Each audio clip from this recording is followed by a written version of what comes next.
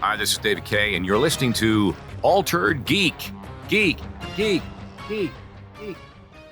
In vintage and gold realm, where the fans unite, Steve Megatron leads us, igniting the night. Talking movies and games, pop culture galore. Altered Geek vibes, always leaving us wanting more. Get altered, get geeky, it's a wild ride. Join the discussion, let's dive into lore. From Star Trek to Transformers, we're ready to soar. Superheroes clash as we spark up the flame. Altered Geek Podcast, remember the name. Hello and welcome to Altered Geek. I'm your host, Steve Megatron, and yeah, 2 for 2 this week. So I know the last episode kind of sucked. I'm not going to sugarcoat it. I'm not going to say anything about it.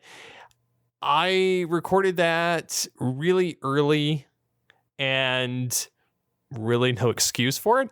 I've also been tweaking some stuff on my computer. I've been messing with the Geekcast Radio Network store, which you can go to and support us either through donations on there. There's also options to donate through the website if you so choose. There's also, you can buy merch, which supports us, and you get to rock out some awesome Geekcast Radio gear. So yeah, I'm presently working on some new stuff for a lot of the other shows. What are some shows that you guys want first on the store? Like, what are some merch that you guys would prefer? Like right now, I have a lot of Geekcast Radio Network stuff, a few Altered Geek items, and then like the Cyber Dragon Ball and all things Transformers, just a little bit in that area. But I'm kind of looking at where to go next. Like I could do Tooncast, I could do the Pull Bag. I am going to be doing some shirts with some of our both colorful and non-colorful slogans, or maybe not just slogans for the shows, but also some of our goofy phrases that have come up over the years. Like, for instance, the Beast Unleashed podcast, like a coulda did. What's a coulda did? Or I love you. Shut up. You know, and so on. Yes, I will never say that phrase again. It's still funny to go back and listen to it, or like tap that and, you know, tip your waitress. So anyways, just let me know what you guys want in the store. Like, honestly, I don't want to waste my effort or my time kind of putting a lot of things in there that nobody really cares about. So what are some things that you want?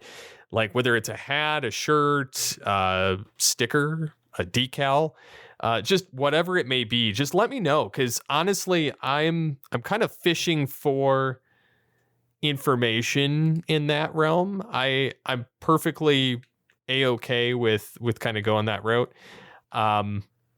So yeah, let me know what you guys want. Because like I think it'd be fun to put some of that in the store. And yeah, that being said, I plan on 2025 expanding this show a little bit. And what I mean by that is not just focusing on geek news, not just kind of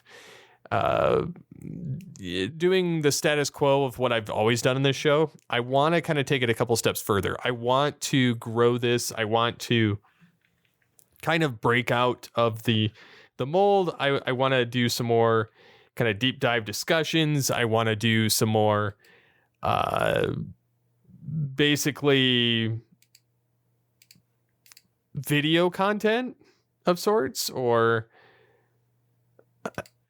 yeah, I mean, I want to do some of that. And then I, of course, want to cover more podcasting. So I'm debating whether I should revive the Internet Pathfinder or if I should just keep everything here. Because the Internet Pathfinder is kind of my internet, my memes, that kind of stuff. But then it kind of leaves this hole in Altered Geek. And I love the show Altered Geek. I love the name. I love the premise that it's just kind of geeking out or altering your geekdom. Or getting altered and getting geeky. Yes, I'm using all of the catchphrases tonight. I'm also kind of looking, should I involve co-hosts, or should I occasionally sprinkle one in like once a month or so? Or should I continue going on this route of doing it solo? again, like these are all things I'm kind of pondering and kind of going back and forth with the program. And so I'm working on quite a bit of stuff just between life and the podcast network, and actually putting more effort into it than I have in the last 5 years, because I've had a whirlwind of jobs that have kind of prevented me from doing any of this. And so now I'm at this place where everything's going well and I really enjoy my job. My kids are kind of getting to the point where they're autonomous and they don't want to hang out. Or I'm recording one night a week, which is also severely cut down on the amount of podcasting I used to do. So for instance, I've put out, I recorded a Geekcast Radio with Mike earlier this week. I recorded an Altered Geek that was kind of subpar. I was trying to squeeze in a lot of stuff in a 20-minute span or under 20 minutes that I had available and hurry up and edit it and get it out, which in hindsight, I probably could have just not done one. Being that half the news was old and half of it was just not really a discussion. It was more just I was tired and I was like, I should really put out an episode of Altered Geek. So again, I apologize for doing that. But I didn't want to just kind of leave this feed dormant and have nothing available to listen to.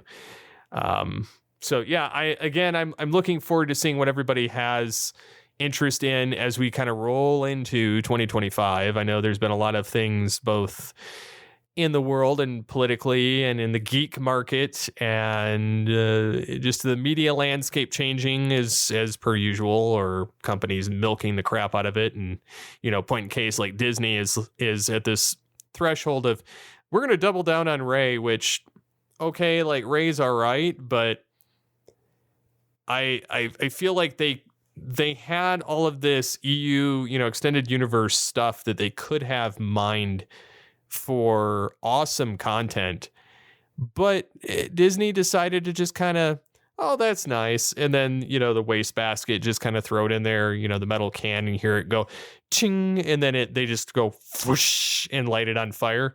That's basically what I feel like Disney has done, because they're kind of running out of ideas. They're kind of running back into a lot of weird stuff, or like the Jedi and, the Sith and the witches. And it's like, okay, like The Mandalorian was good until they started mixing all of that crap in there. And then Boba Fett, utter crap. I mean, these shows, that's why they had to bring in Mando and like Luke Skywalker and like all these, staples from this part of the franchise, because it couldn't hold water on its own. Ahsoka is really good though, because it plays into the Rebels animated series. But again, like, I feel like these companies don't have, and yes, I'm retreading into the reboots, sequels, and all of that again, which I did like an AI scan of the podcast, and I promise I'm going to circle back. But I did an AI scan of the podcast, and apparently I've covered that topic probably 20 times in the show in its history, which it's still relevant, because it's like these companies don't understand you can reboot something and have it halfway decent if you put your own original spin on it. However, in a lot of cases, the spin that they want to put on it isn't necessarily the best option. Point in case, they continue to make sequels or reboots of Star Trek. Paramount, CBS, whatever they call themselves this week, wants to go back to the pool, as it were. And mind you, they did Discovery, which takes place like 20 years before Kirk, or 10 years or whatever before, he takes command of the Enterprise. So they do that, and then they have to throw it into the future, because otherwise none of their loopy crap makes sense, because they don't want to play within the confines of the canon that has already been established for the last 50 years.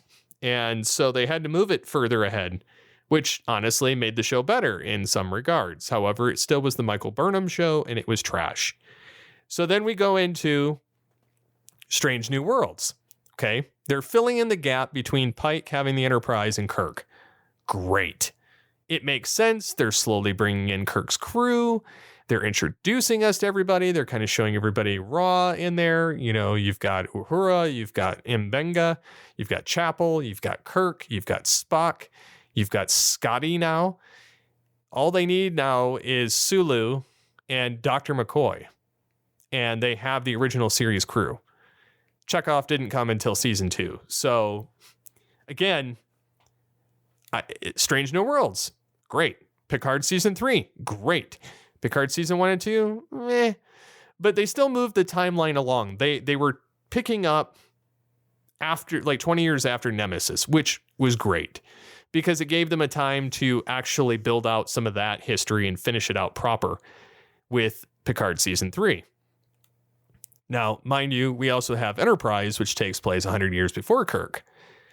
And what do they want to do now? So we had Zefram Cochrane in First Contact. We had the birth of the Federation, more or less, with the Vulcans meeting the humans and starting Starfleet. And then we get to the point where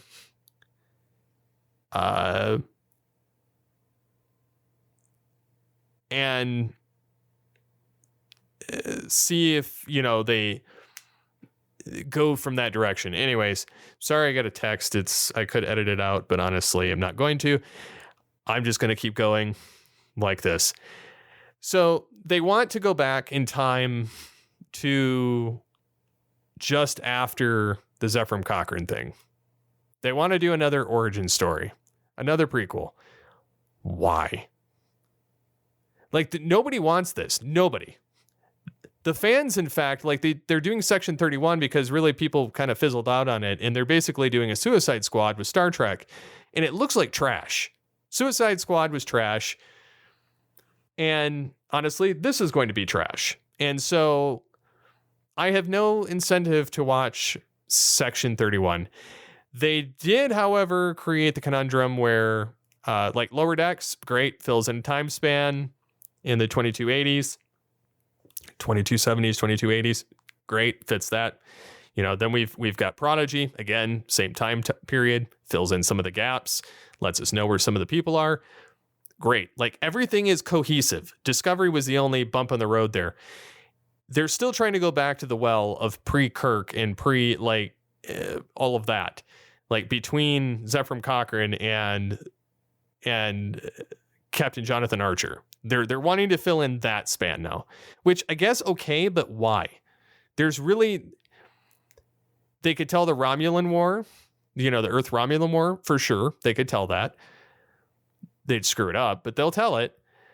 Now, the other part about it is they could just avoid that time period altogether because then it creates canon issues. Because there's really nowhere to go in there. There's no meat. There's no aliens. There's nowhere to go with it. They are going to make a 31st century show about Starfleet Academy. And they're bringing the holographic doctor back, which it begs to differ which holographic doctor, because remember, there was a split timeline thing where there were two versions of Voyager. There was one with the doctor, and he had his emitter, and he was on a shuttlecraft heading back to Starfleet from the Delta Quadrant, and he's the only survivor and had to clear the record of the Voyager crew with the civilization. So there's that one, and they said he wouldn't get back until the 30th or 31st century because of how far it would take to travel. So there is that option. There's also the actual EMH that is in Voyager and in Prodigy that is survived up to that point. So we also have that option. So I'm the only reason I'm going to even remotely check out Starfleet Academy is not that I want to watch Starfleet Academy. It's because they put the hook of throwing the holographic doctor. The other thing is they could also throw in some of the old Star Trek crew from various series to come back from a holo and have them either play young versions of themselves or like middle age or whatever, or their current age, in real life, and have that version of their character. So I could see that playing out as well. However, I don't know if they'll go that route. I think they'll kind of stay away from that stuff. They might throw a couple of nods here or there, maybe like a Chief O'Brien or something like that, but none of them really have the incentive to come back. So there is that. And then there's a nice time period that's called, Star Trek Legacy that people have been clamoring for and really wanting. And Paramount doesn't seem to care. They're like, whatever. We're not gonna go that direction. We're gonna double down on the other stuff. And I get it. They've already pumped money into this other stuff. However, I would love for them to do Legacy, or if they're not going to do Legacy and focus on Captain Seven and her crew with the next generation of like the Forges and the Picard and or Crusher, and Raffi and Seven and the Enterprise G, and having some of the existing characters in canon reprise again or cameo here or there. Which I think would be great if they could do that, because that would be no different than the original series crew cameoing in the Next Generation. But you could have the Next Generation in Deep Space Nine and Voyager cameo in the next generation called Legacy. So they could go that route. They could jump another 50 to 100 years. So it's the Enterprise H and kind of go into that time frame and create a whole new crew and start over. Because there's still plenty of time to tell between that and the Enterprise J and the 26th century. So we're in the 25th century. So we're here. So there's 2 more Enterprises they could pull from there. So that's a time span they could do. There's also the time span between 2294, when the Enterprise B launches and Kirk is presumed dead, and 2260, like 2260, 2265, right around the time Picard gets the Enterprise D. So there's that time span in there. They could tell the stories of the Enterprise C. They could tell more of the Enterprise B. They could just tell some that have nothing to do with the Enterprise in between that time period. There's plenty of lore in there that they could play in, but they've kind of not wanted to go that either. And I feel like those are the 2 directions. People want the stuff between that 2294 and 2360 time span, and people want 2402 onward. And they don't seem to care. And this is also one of those things where the entire entertainment and toy and collectible industry is in this same boat. Hasbro doesn't even know what to do with their own stuff. They couldn't even market Transformers 1 properly. And I'm not knocking Hasbro completely. Like, I like the products they put out. I like the properties they own. However, I don't feel like they cared. And I'm glad they're greenlighting another sequel with Cooley doing a follow-up, because that film was epic. It was great. Like, it's not G1, no. And they had nods to other series in it, and it was great. However, I mean, I did have my caveats, my issues with it, which Mike and I will cover on All Things Transformers at some point in doing a commentary. But I think that was the most solid Transformers movie we've gotten since the 2007 film, and before that, the 86 film. So I think that it gave Transformers that kick in the butt that is needed since the 2007 film, and since before that, Beast Wars. So it's again revitalized and done that for the franchise. So I'm hoping that Hasbro will actually start pumping out some awesome stuff for Beast Wars 30th anniversary in the next year. But again, I digress. Like, these companies don't seem to want to do the things like, and I'm not saying like buckle and cower to the fans like, oh, you have to listen to us. But I mean, look at Sonic the Hedgehog, the live action films. Look how wonderful that turned out. The first 3 films, and they have plans for a 4th one that they're going to introduce a character in this movie that's going to take it onward to the next film. And honestly, I could see Jim Carrey continuing with this because it just looks like fun. And James Marsden's in it, and it's just it's a fun film series. I mean, I think it should stop at a trilogy, to be honest. However, I'm glad that they took the recommendation of the fans and went back and they were like, hold on a minute. Let's circle back and let's dump this file here, with that version of Sonic with that ugly looking face. Like, let's get rid of that. Let's go use his actual face and then go from there. Because honestly, that other one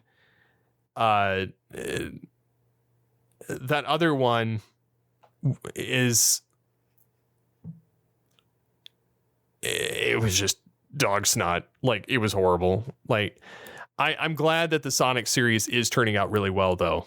And that's a testament to what they did to fix it before the film came out. And that was the right kind of fan input, was the appearance. Fix the appearance. The story was good, but I feel like it would have taken people out of it because the appearance was crap. And so, again... So then we get to some actual news. I've had my rant, I've had my tirade, and now we're gonna get to this. We're gonna get to the meat, guys. We're gonna make this happen. So yeah, I have an article about Amazon Freevee, which I don't know if anybody here has even heard of Freevee. I'm kind of like in the past here. Like, I didn't realize it was a thing, I guess is what you could say. And I'm like the guy that watched, like, I knew about Pluto, I knew about like Tubi, I knew about some other platforms.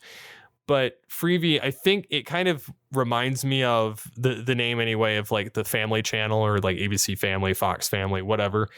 That kind of vibe going. But anyways, Amazon had a free ad-supported video streaming service, and they shut it down, which is funny because I was pitched this too for like advertising purposes with like a radio company that partnered with them, and then like immediately after they were like, oh yeah, by the way, we're shutting down Freevee.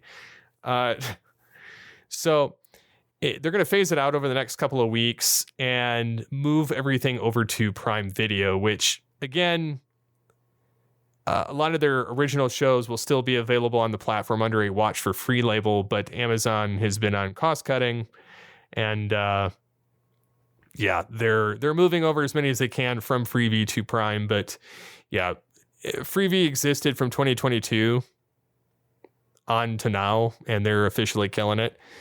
It was IMDb TV at one time too, or Free Dive, IMDb TV, Freevee, and now it's Prime Video. It's kind of like that Google situation that I discussed with, Google Play Music, Google Podcasts, and then YouTube Podcasts. Like they don't know what they want to call it, even in the consolidation part. So yeah, I think they're trying to get ad revenue, and I think they're also trying to get the subscriptions to get people to sign up for Prime to get access to this and have it just as a part of their regular Prime membership or something. I don't really know. I don't really watch Amazon Prime Video because there's too many things on it where they're like, oh, we partner with this other streaming service, but you have to subscribe to that and connect it to us in order to get it to use it. And I don't necessarily have those other platforms. So having them advertise these other shows on it or films does absolutely nothing for me. So yeah, it's not exactly shutting down, but it is shutting down. They're just moving all their crap over to the other service. And so, yeah, I'm kind of waiting to see what they do here, in all honesty. So yeah, there's that. And then Netflix, of course, has an ad back tier, which they launched like 2 years ago, but it's like really taken off now because I think people are just penny pinching and they can't afford these streaming services at this point.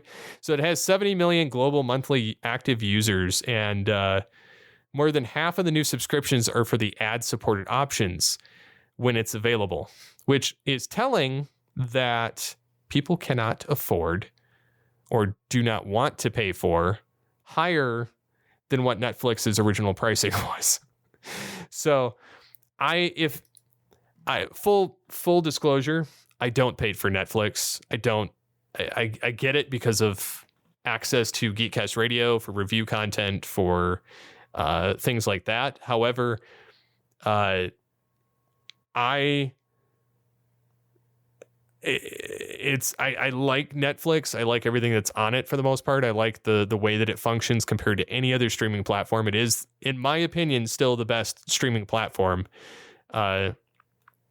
no Hulu hate, please. But yeah, I mean, I do like a lot of the stuff on Hulu as well, and some of the stuff from Disney. So like, if I actually had all three of them mixed into one, that would be ideal. But yeah, I mean, but then Netflix also is going to be adding a new deal with the NFL, which are going to have live games. They're going to have live TV on Netflix, which is kind of jarring. Like, I feel like they need to stay out of that game. I feel like that's kind of an arena that we don't need to be in with some of these streaming platforms, but I kind of get it too, because cable TV is kind of dead, and we're beyond that point now. Like, there's nothing there, I guess, is what I'm trying to get at, is there's nothing to go off of for cable purposes or live TV. And then, of course, diving back into Paramount Plus is trying to squeeze some profits from its streamer, but they're still having a film and TV unit with a lot of drag, and the direct-to-consumer business reported a 10% revenue increase, which I guess is good. Gives them something to keep going, and an additional 3.5 million subscribers. And their film business, however, has kind of struggled with a 71% plunge in theatrical revenue and a 6% dip in linear TV. So they're still trying to get the growth of Paramount Plus, but they're trying to remain a standalone. So yeah. Apparently, though, they were trying to merge with Warner Brothers at one point, and that kind of fell through. But it was kind of funny that it was in all the legal documents about trying to kind of continue that direction. And then we get to something that is rather interesting. Clownfish TV was talking about this, and I saw it come across my feed, and I've been following all things Dragon Ball and Dragon Ball Z, Dragon Ball Kai, Dragon Ball Super, Dragon Ball Daima, which I've been watching the subs until it comes in the dub. But anyways, Crunchyroll, which used to be a pirating website for anime, of all things, are basically being copyright trolls. I guess they've racked up 45 million takedown requests for their content, which is funny because they're super aggressive with their enforcement of copyright. Because one, it's a lot of overreach and it's kind of just negative impact on the fan community. But it seems like these big juggernauts don't give a rip about the fans. Point in case, Star Wars did it with fan films. Star Trek did it with fan films. Hasbro does it with stuff. It's not unique, I guess, is what I'm trying to say here. And they've issued a rather targeted thing hitting online content, including fan art and screenshots, claiming rights over any anime featured on their platform. Crunchyroll and former Funimation representatives have issued those 45 million copyright takedown requests, contributing to Google's staggering 10 billion URL removal requests from just 5.4 million domains. So they're not only doing the aggressive copyright strikes through third-party organizations, but they're a lot of these might not be legitimate because of that. Because it's very questioning and very interesting to see why a company does this. I find it, like, I get it if they're like point blank, like dumping pirated copies of the content out there on the internet, like of the video. I understand that. That is a copyright issue. However, they're not the creators of it. They're the dubbing company or the one that has the rights over here. It's still like Toei and Bird Animation over there in Japan that owns it. And so I find it funny that they're the ones that are doing all this. And it goes to show you too that they're very protective over their anime. However, they're also like a bastardization of what Funimation used to be, which Funimation was great. It had a lot of great stuff. I love their dubs. I love the Cartoon Network stuff. I'm glad that they, that we're still getting like Dragon Ball content over here. However, I'm not a huge fan of the fact that, one, they used to be a pirating company and now they're the ones that are attacking everyone else, and they got a taste of legitimacy, and they've kind of been fighting it from there. But they're basically intimidating websites and stifling enthusiasm over baseless claims because people are giving it publicity. Like, can you imagine the audacity? Like Paramount did this to me. CBS, Paramount, a few years ago when Star Trek Beyond came out, the last Chris Pine film from the Abrams verse. I literally had the press photos from the film, like the legitimate, like I didn't have bootleg copies. I didn't have like bootleg images. I legitimately had their publicity stills that they published with their watermark on it that is available. And I put it in a YouTube video to describe it and how much I was excited for the film. Paramount gave me a copyright strike and flagged it. And I had a takedown request on it. And I'm like, dude, and I sent him a rebuttal. I was like, look, do you want me to talk about your content and pump it up and praise it and discuss it? Or do you want me to just delete it and never support anything Star Trek again? Because that was the road I was going down, because I was not going to put up with that bullying, because I chose to talk about their content in a review and in an excitement manner as entertainment.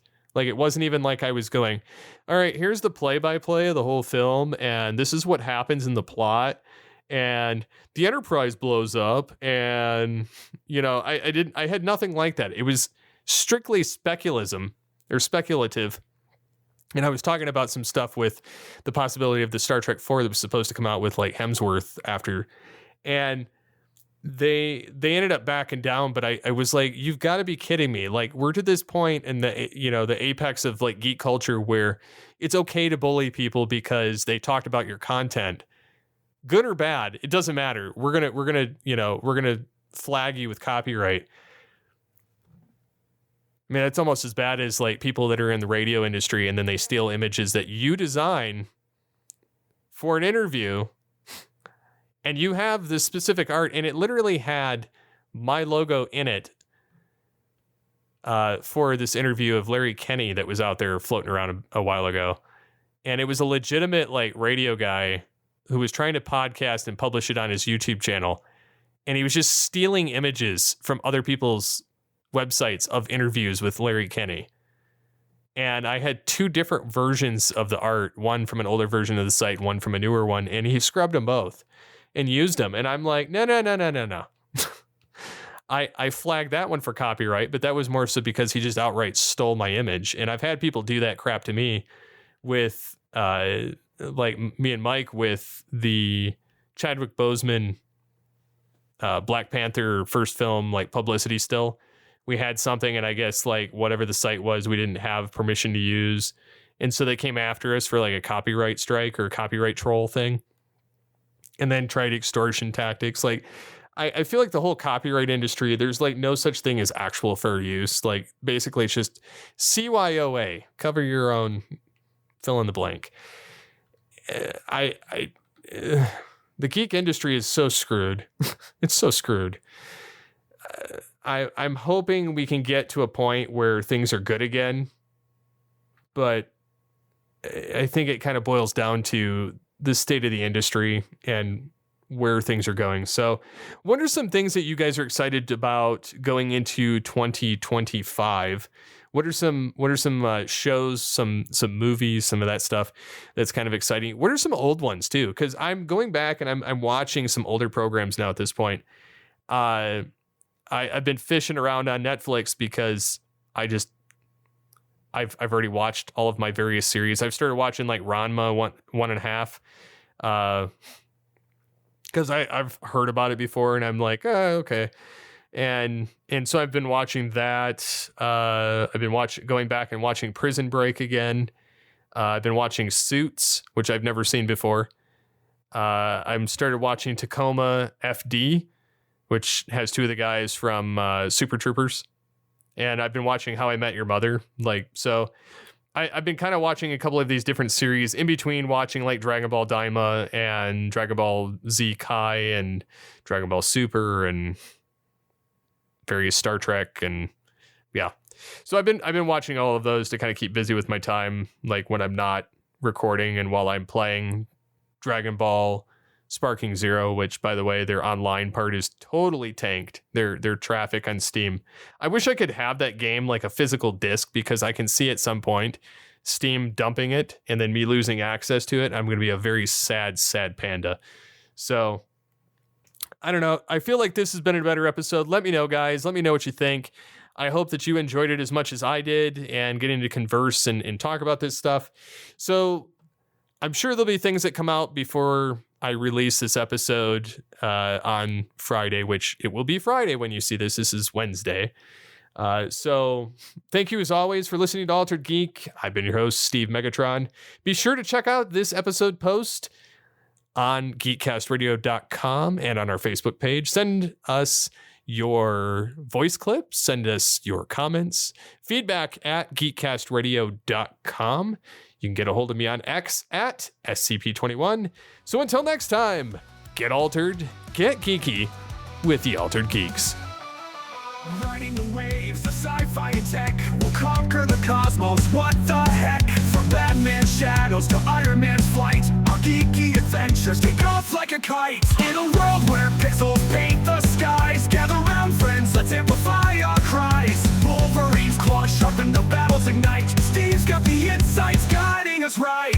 Altered Geek's here, no limits in sight. Join the discussion, let's dive into lore. From Star Trek to Transformers, we're ready to soar. Superheroes clash as we spark up the flame. Altered Geek Podcast, remember the name.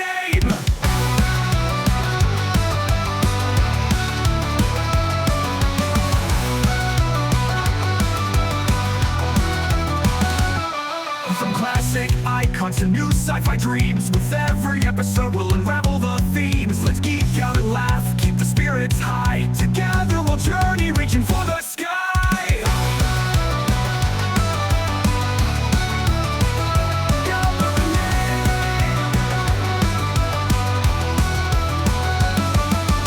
Join the discussion, let's dive into lore. From Star Trek to Transformers, we're ready to soar. Superheroes clash as we spark up the flame. Altered Geek Podcast, remember the name.